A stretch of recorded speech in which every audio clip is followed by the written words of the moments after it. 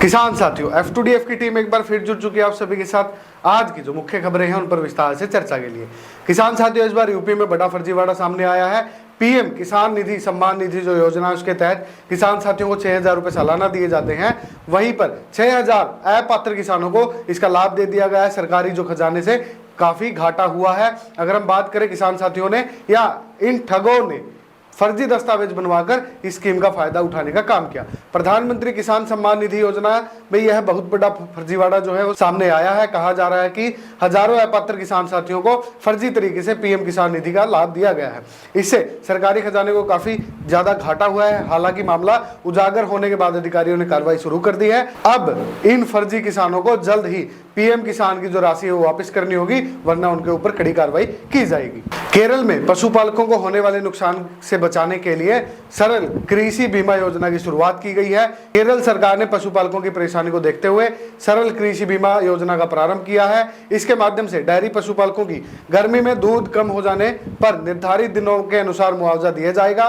केरल सरकार ने गर्मी के मौसम की शुरुआत में ही इस योजना का जो शुरू करने का जो निर्णय है वो ले लिया है। इस योजना को शुरू करने का प्रयोजन यह है कि गर्मियों के मौसम में दूध उत्पादन में काफी कमी आ जाती है, जिस कारण पशुपालकों को भारी नुकसान उठाना पड़ता है। पशुपालकों को इसी नुकसान से बचाने के लिए केरल को कोऑपरेटिव मिल्क मार्केटिंग फेडरेशन द्वारा इस योजना का शुरुआत करने का निर्णय लिया गया है, जिससे किसान साथियों के जो नुकसान उसकी भरपाई की जाएगी। यूपी के किसान साथी आसिफ ने पिछले दिनों अपने दोस्त प्रवेश के संपर्क में आने के बाद मछली पालन का काम शुरू किया था। पहले उसको इस व्यवसाय में कोई रुचि नहीं थी, लेकिन जब उसने वहां पर ट्रेनिंग प्राप्त की मत्स्य विभाग द्वारा आयोजित प्रोग्राम में उन्होंने national bureau of fish genetic resources से जो सर्टिफिकेट प्राप्त किया, वहां से उन्होंने ट्रेनिंग प्राप्त की और उस ट्रेनिंग का जो पूरा का पूरा जो उनका प्रशिक्षण है, जो उन्होंने वहां पर जो सीखा वो पूरा अपने व्यवसाय में लगा दिया। उनके सामने जो भी समस्याएं आती थी उनका निवारण वो खुद से करने लगे थे और उनका जो मुनाफा है वो आज के समय में लाखों रुपए तक पहुंच गया है।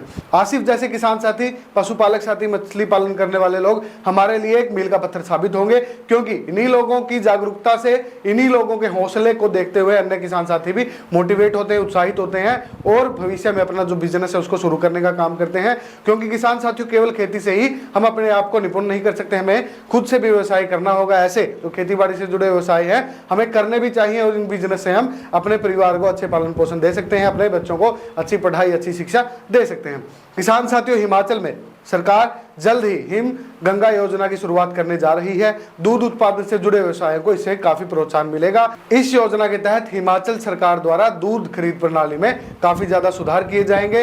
इस योजना के तहत किसान साथियों को 80 रुपए प्रति लीटर गाय का दूध लिया उनका खरीदा जाएगा। साथ ही भैंस के जो दूध की कीमत है वो 100 रुपए प्रति लीटर रखी गई है। सरकार किसान साथियों से, पशुपालकों से दूध खरीदेगी, आगे आयात निर्यात करेगी, प्रोसेसिंग करेगी। किसानों को इससे सीधा सीधा फायदा होगा। इसके लिए हिमाचल सरकार ने 500 करोड़ रुपए का जो बजट है वो भी आवंटन कर दिया है। किसान साथियों, ऐसी खेतीबाड़ी खबरें हम भविष्य में आपके लिए लेके आते रहेंगे। किसान साथियों, तब तक के लिए हमें इजाजत दीजिए। हम आपके लिए भविष्य में भी ऐसी जो जानकारियां हैं वो आपको देते रहेंगे, ताकि आपकी जो खेतीबाड़ी है आपको सारी की सारी सरकारी जो योजनाएं हैं उनका लाभ हम प्राप्त करवा सकें। किसान साथियों, हमारे साथ जुड़ने के लिए धन्यवाद। जय हिंद। जल्द जाके F2DF मोबाइल ऐप को डाउनलोड कीजिएगा, सभी प्लेटफॉर्म पर उपलब्ध है।